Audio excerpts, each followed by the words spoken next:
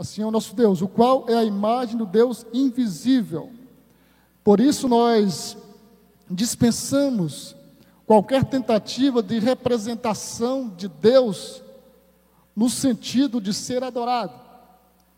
Nós não concebemos essa ideia, porque um Deus invisível, um Deus espiritual, um Deus que não está ao nosso alcance de conhecê-lo na sua plenitude, não dá para ser desenhado.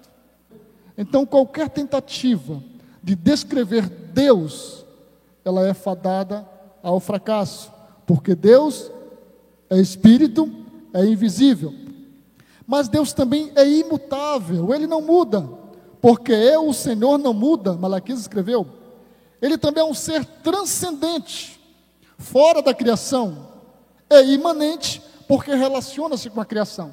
Quando falamos de um Deus transcendente, nós rejeitamos completamente a ideia panteísta de que Deus é tudo e tudo é Deus. De que Deus está presente em uma árvore, está presente em qualquer criação, não. Não dá para conceber de forma inteligente, me atrevo a falar assim, um Deus que cria e ao mesmo tempo faz parte da criação.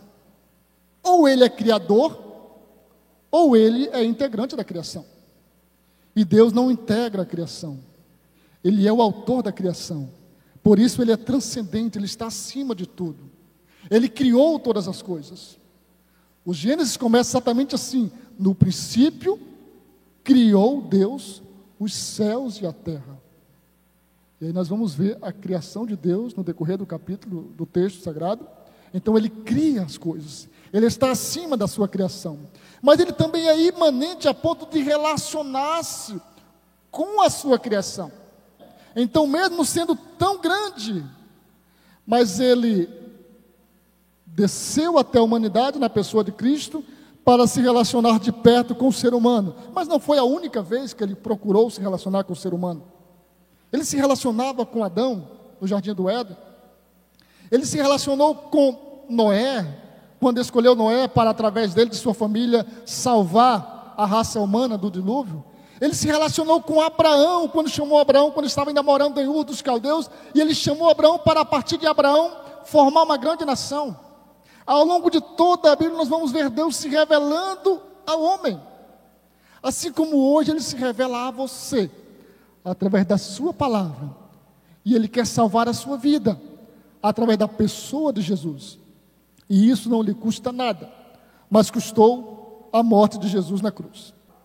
Quando nós lemos a Bíblia, tanto no Antigo como no Novo Testamento, nós vemos a manifestação de um Deus que tem sentimento, um Deus que tem misericórdia, um Deus que se ira. Deus decidiu destruir Sodoma e Gomorra e outras cidadezinhas perto, mas Ele conversou com Abraão. Mas Deus não precisava prestar contas com Abraão, mas Ele procura Abraão para conversar sobre o assunto. Em uma viagem só Ele traz para Abraão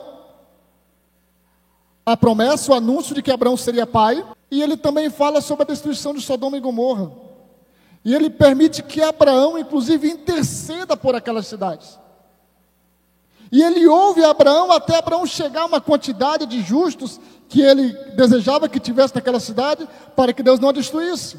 Então um Deus que se relaciona com o homem, na intenção de manifestar a sua vontade. Quando Moisés estava no deserto, cuidando das ovelhas do rebanho do seu sogro Jetro, Deus vem a Moisés, quando Moisés nem esperava. E Deus se manifesta para Moisés através de uma sarça, de um pequeno arbusto no deserto. E Ele atrai Moisés para aquela visão, porque Moisés olha para aquele arbusto e vê ele pegando fogo.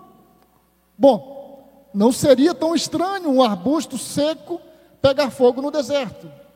Mas o que despertou a atenção de Moisés é que aquele arbusto estava queimando, mas não se consumia. E aí ele chega perto para ver o que era. E quando ele se aproxima, Deus fala com ele.